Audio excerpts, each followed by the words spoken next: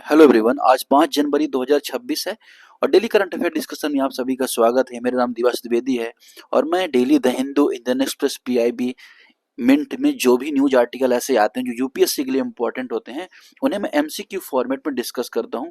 9 से 10 MCQs daily लेते हैं। 9 से 10 टॉपिक को हम स्टैटिक एनालिसिस करते हैं। सारे क्वेश्चन स्टेटमेंट वाइज रहते हैं जिससे ज्यादा से ज्यादा आपको नॉलेज मिले करंट अफेयर्स के साथ ही स्टैटिक की। और यहाँ पे आपको कंप्लीट करंट अफेयर कवर होता है, ना कि ऐसा कि मैं कोई भी न्यूज ऐसी छोड़ता नहीं हूँ। और आज 5 से 6 महीने हो रहे हैं डिस्कशन को, हमने एक एक दिन न्यूज सारी कवर की है। तो अगर आप पहली बार देख रहे हैं तो इस वीडियो को देखिए, उसके बाद जाके सारे पुराने करंट अफेयर्स भी आप कवर कर सकते हैं। पीडीएफ के लिए आप इस टेलीग्राम चैनल को ज्वाइन कर सकते हैं।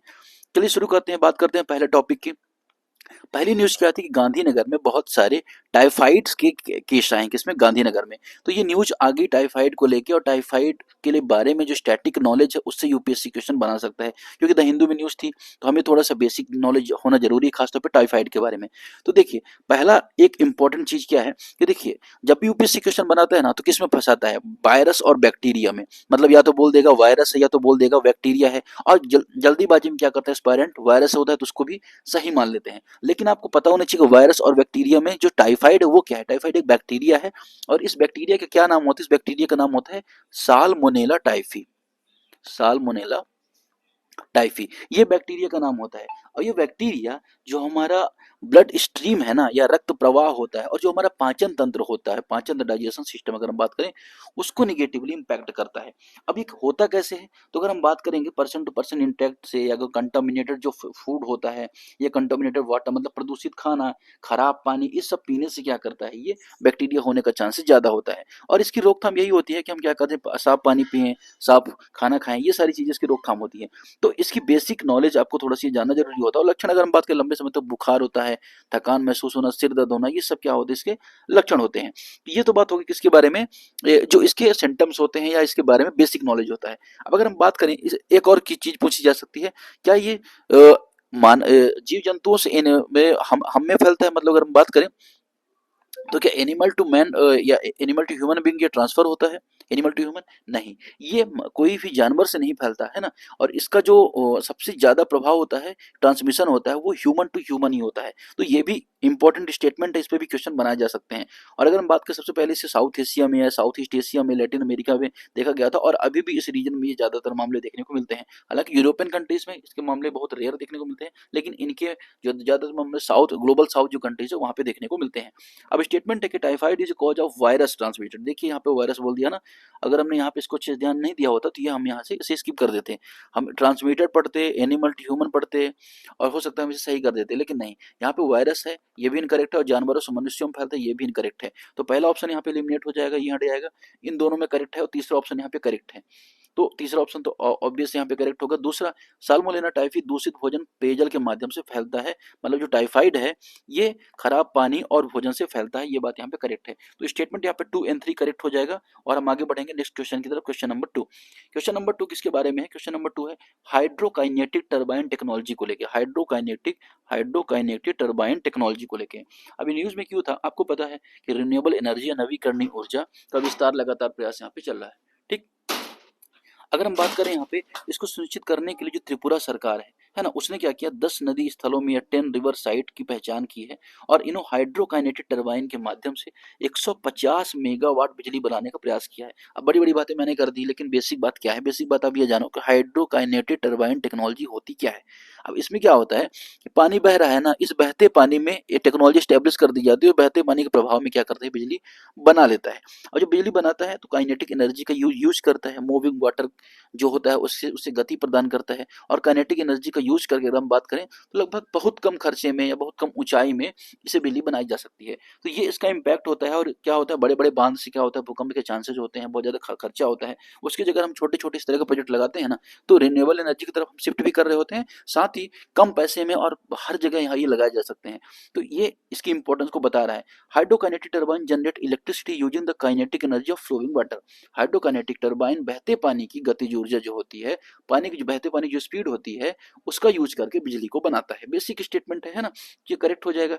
दूसरा, the require construction of large dam तो क्या इसके लिए लार्ज डैम की रिक्वायरमेंट होती है? बिल्कुल नहीं। मैंने आपको बताया पानी बह रहा है और नदी के बीच में हम इसको लगा सकते हैं, ठीक है ना। तो मिनिमम इन्वायरमेंट इम्पैक्ट भी इसका होता है और इसको ज़्यादातर स्केल भी किया जा सकता है। तीसरा, तो दूसरा ऑप्शन गलत हो जाएगा, यहाँ पे ये हट जाएगा, अब ए एंड सी में होगा they have relatively smaller involvement footprint compare to conventional hydro power. अब जनरली हाइड्रो पावर में क्या होता है ना, बड़े बड़े बांध बनाए जाते हैं, बांध में पानी स्टोर किया जाता है, फिर बांधों को खोला जाता है, बहुत सारा डूब एरिया में आ जाता है, बहुत सारा भूकंप के एरिया में आ जाता है। तो इससे क्या होता है ना, इस टाइप की जो हाइड्रोकाइनेटिक एनर्जी है, इससे इस तरह के खतरे यहाँ पे कम होते हैं। तो इस ऑप्शन भी अगर हम बात करें करेक्ट हो जाएगा 1 एंड 3, सही आंसर क्या हो जाएगा ए। आगे बढ़ेंगे नेक्स्ट क्वेश्चन की तरफ, तैमूर मिसाइल के बारे में। अब क्या तैमूर मिसाइल भारत की है? बिल्कुल नहीं। तैमूर मिसाइल कहाँ की है? पाकिस्तान की है। अब न्यूज में क्यों थी कि पाकिस्तान की जो एयरफोर्स है ना, उसने इंडिजिनसली मतलब खुद से तैमूर मिसाइल को क्या किया है, डेवलप किया, उस फ्लाइट का टेस्ट किया। और ये एक तरह का एयर लॉन्च्ड क्रूज मिसाइल है। क्रूज मिसाइल बैलिस्टिक मिसाइल आपको पता है, बैलिस्टिक मिसाइल इस पाथ को चूज करती है, इस तरह से जाएगी यहाँ से सरफेस टू सरफेस है ना, और पहले यहाँ पे जाके फिर ग्रेविटी की यूज करते हुए टारगेट को हिट करती है। वहीं क्रूज मिसाइल का पाथ कुछ इस तरह से होता है, ठीक। तो ये आपको दोनों के बीच में पता होना चाहिए।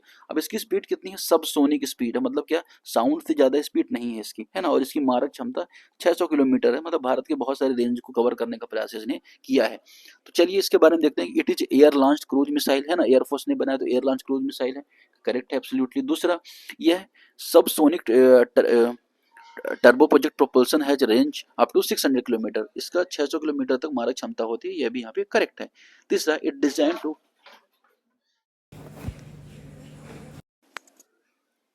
तीसरा ऑप्शन यहाँ पे कह रहा है कि पृथ्वी के वायुमंडल बाहर संचलन के लिए डिजाइन किया गया। देखिए ऐसा कुछ भी नहीं है ना, इसे यहीं पे संचालन के लिए डिजाइन किया गया है। बेसिकली इसने अपने डिफेंस के लिए, अगर हम बात करें, अटैक का एक एलिमेंट डेवलप किया है पाकिस्तान ने, और भी कुछ इसमें जितना ज्यादा खास नहीं है ना, लेकिन हाँ आपको नाम पता होना चाहिए।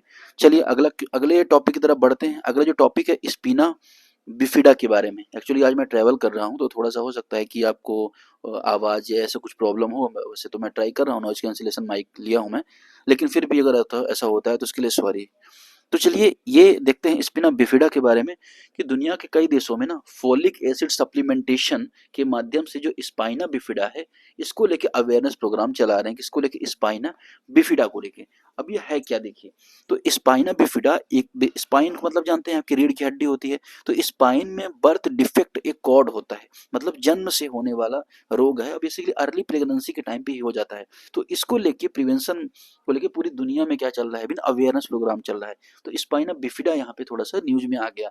तो स्पाइना बिफिडा को लेकर हम देखें या स्पाइना बिफिडा के बारे में थोड़ा सा यहाँ पे जाने समझे, तो इसका स्टेटमेंट बनना है कि it is congenital defect affecting the spinal cord, या रीढ़ की हड्डी प्रभावित करने वाला जन्मजात दोष है।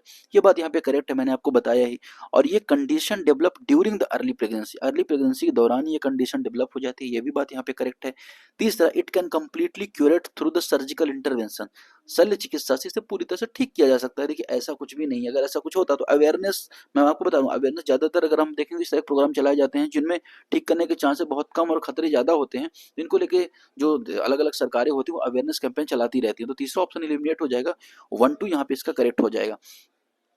आगे बढ़ेंगे नेक्स्ट क्वेश्चन की तरफ, डबल हम्प बैक्टीरियन कैमल के बारे में।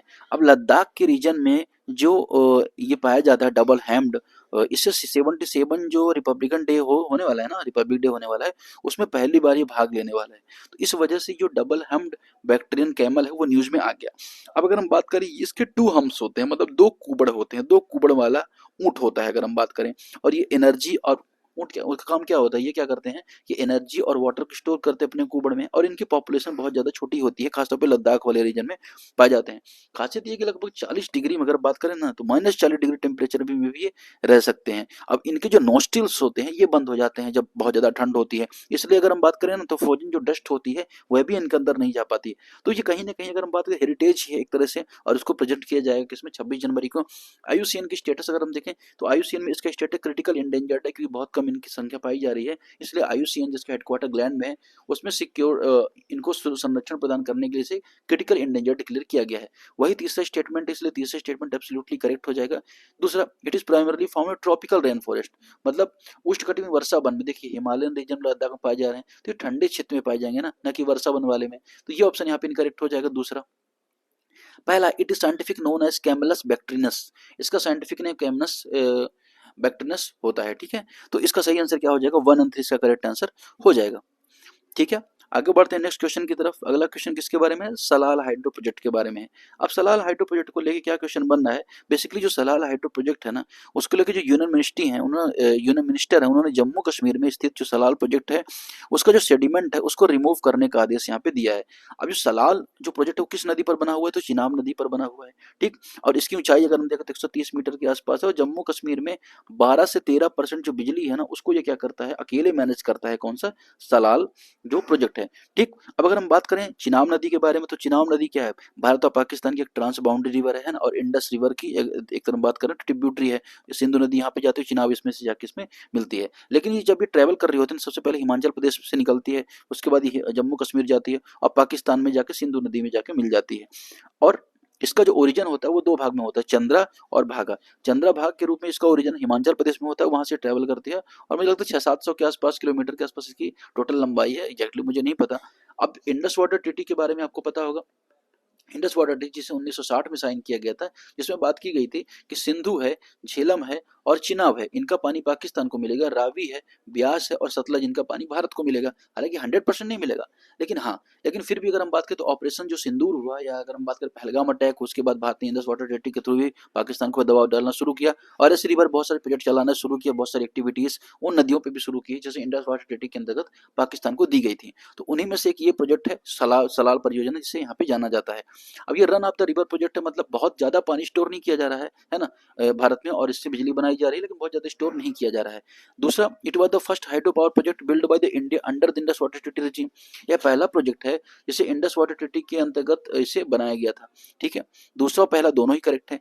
तीसरा, it is entire electricity generate in written by Jammu Kashmir. संपूर्ण विद्युत जम्मू कश्मीर में इसकी जाती है, ऐसा कुछ भी नहीं है, 13% के आसपास ही जाती है, बाकी हिमाचल प्रदेश में भी जाती है। तो ऐसा थोड़ी है कि पूरा जम्मू कश्मीर में जाएगी, हिमाचल प्रदेश में नहीं या अदर स्टेट में नहीं। तो ये 1 और 2 इसका यहाँ पे करेक्ट आंसर हो जाएगा। आगे बढ़ेंगे अगले क्वेश्चन की तरफ, with the reference of design linked incentive scheme के बारे में। अब डिजाइन लिंक्ड जो इंसेंटिव स्कीम उसके बारे में थोड़ा सा जानेंगे, समझेंगे आखिर ये है क्या और क्यों चर्चा में रहा। देखिए, डिजाइन लिंक्ड इंसेंटिव स्कीम किसके संबंध में, तो सेमीकंडक्टर इंडस्ट्रीज के संबंध में। सेमीकंडक्टर, आपको पता है कोई भी डिवाइस है, कुछ भी चीज है, उसमें सेमीकंडक्टर का रोल बहुत ज्यादा हो जाता है, और सेमीकंडक्टर के लिए भारत हो चाहे कोई भी विश्व हो, वो ताइवान के ऊपर कंप्लीटली डिपेंडेंट है, या तो चाइना के ऊपर कंप्लीटली डिपेंडेंट है। तो हर एक देश ये प्रयास कर रहा है कि उनके खुद के देश में सेमीकंडक्टर का प्रोडक्शन बढ़ने लगे। उसी तरह से भारत ने भी क्या किया, एक डिजाइन लिंक्ड इंसेंटिव स्कीम की शुरुआत की, जिससे इंडिजिनस सेमीकंडक्टर को बनाया जा सके। तो ये योजना थी जिसे हम यहाँ पे चर्चा करने वाले हैं, ठीक। अब पर्पज तो आपको पता है कि इंपोर्ट डिपेंडेंसी को कम करना, एक्सपोर्ट बढ़ाना, जो मैन्युफैक्चरिंग सेक्टर उसको बूस्ट करना, बेसिक पर्पज है। लेकिन ये स्कीम किसके संबंध में, ये आपको पता होना चाहिए। ऑप्शन यहाँ पे कह रहे हैं कि it aim to strengthen India semiconductor design ecosystem. इसका उद्देश्य भारत में सेमीकंडक्टर डिजाइन इकोसिस्टम को स्ट्रॉन्ग करना है। दूसरा, it is implemented by the ministry of electronics and technology, या मेटी के द्वारा क्या किया जाता है, इंप्लीमेंट किया जा रहा है। यह भी बात यहाँ पे एकदम करेक्ट है। तीसरा, only large multinational company are eligible. तो क्या सिर्फ लार्ज मल्टीनेशनल कंपनी एलिजिबल है, नहीं नहीं नहीं, यहाँ पे देखिए स्टार्टअप्स हैं जो भारत के, वह भी एलिजिबल है, एमएसएमईज अगर आपका है वह भी एलिजिबल है इस तरह की स्कीम का फायदा उठाने के लिए। और इसके लिए नोडल एजेंसी किसको बनाया गया है, सीडैक को बनाया गया है, ठीक है। तो ये आपको यहाँ पे याद रखना है, centre for development of advance computing, इसको सीडैक बोला जाता है, ठीक। तो चलिए सही आंसर क्या होगा, 1 और 2। सेकंड लास्ट क्वेश्चन की तरफ बढ़ते हैं, with the reference of Chilka lake consider the following statements.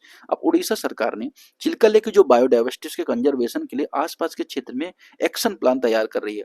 अब देखिए चिल्का लेक है ना, ये एक तरह का पिछला पानी मतलब ब्लैकिश वाटर है, किसका किसका, बंगाल की खाड़ी का ब्लैकिश वाटर, और एशिया का सबसे बड़ा ब्लैकिश खारे पानी की झील यहाँ पे मानी जाती है। अब ये कहाँ पे है, उड़ीसा, ये पूरी रीजन खुर्दा गंजाम जिलों तक फैली हुई है, और 1981 में इसको रामसर साइट डिक्लेयर किया गया था, किसको किसको बताइए, चिल्का लेक को, ठीक। ये आपको यहाँ पे याद रखना है। अब ये इंपॉर्टेंट इसलिए भी है कि जो माइग्रेटरी स्पीसीज है वह भी आते हैं, आपको पता होगा पूरा विश्व जो है ना वो फ्लाईवेज में बटा हुआ है। तो जो सेंट्रल एशियन फ्लाईवे है जिसमें भारत भी आता है, उसमें यहाँ से अगर आप देखें नॉर्थ वाले रीजन पक्षी आते हैं और चिल्का लेक में क्या करते हैं, रुकते हैं, इसलिए भी इसको इंपॉर्टेंट यहाँ पे बोला जाता है, ठीक। इरावदी डॉल्फिन के लिए भी पॉपुलर है। अगर हम बात करें यहाँ पे, it is the Asia largest brackish water lake, option कह रहा है, ये बात यहाँ पे करेक्ट है। मैंने आपको बताया कि एशिया की सबसे बड़ी ब्रैकिश वाटर लेक है। दूसरा, रामसर में भी कन्वेंशन में शामिल है 1981 में, है ना। और रामसर कन्वेंशन कब हुआ था बताइए, तो रामसर कन्वेंशन कब हुआ था आपको कमेंट करना है, और कहाँ पे हुआ था यह भी कमेंट करना है, ठीक है। चलिए, तो इसका सही आंसर क्या हो जाएगा? सही आंसर होगा 1 एंड 2, इसका सही आंसर हो जाएगा। महानदी के मुहाने पर स्थित है, ऐसा नहीं है, आई थिंक ये इनकरेक्ट है, महानदी के मुहाने पर स्थित नहीं है। चलिए सही क्या आंसर क्या हो जाएगा? 1 एंड 2 इसका करेक्ट आंसर हो जाएगा। लास्ट क्वेश्चन आर्किया के बारे में कि हाल ही में जो डीएनए सीक्वेंसिंग है, जो अधिकांश जो जीव होते हैं उनके प्रोटीन सिंथेसिस को रोकने का सिग्नल देती है। तो आर्किया अगर हम बात करें तो रेयर अमीनो एसिड इनकोड करता है। अब आर्किया होता क्या है? तो archaea third domain of life होता है और ये सिंगल सेल्ड होता है विदाउट न्यूक्लियस। तो द हिंदू में न्यूज थी, तो इसलिए आर्किया के बारे में थोड़ा सा यहाँ पे जान लेते हैं।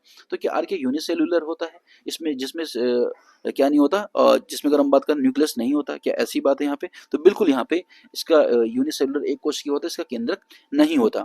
दे are found only in extreme environment. तो क्या चरम पर्यावरण पाया जाता? नहीं है, नॉर्मल जो इन्वायरमेंट होता है ना, अगर हम बात करें सॉरी अगर हम बात करें तो ये क्या होते हैं ना, ये केवल चरम परिस्थितियों में पाया जाता है, सब बोला जा रहा है। तो ये एक्सट्रीम एनवायरनमेंट जैसे गर्म झरने, ठंडे मरुस्थल या हाइपर सलाइन लेक्स में पाए जाते हैं। ये बात यहाँ पे इसकी करेक्ट हो जाएगी। तीसरा, they have application in eco friendly waste water management. इनका उपयोग पर्यावरण अनुकूल अपशिष्ट जल प्रबंधन में किया जाता है। एकदम यहाँ पे बात करेक्ट है, 1 2 3 इसके तीनों ही ऑप्शन यहाँ पे करेक्ट हो जाएंगे। तो आज की डिस्कशन फिलहाल इतना ही, मिलते हैं कल से। पीवाईक्यू डिस्कशन में हम शुरू करेंगे, जो हमने रोक रखा था उससे भी, ठीक है।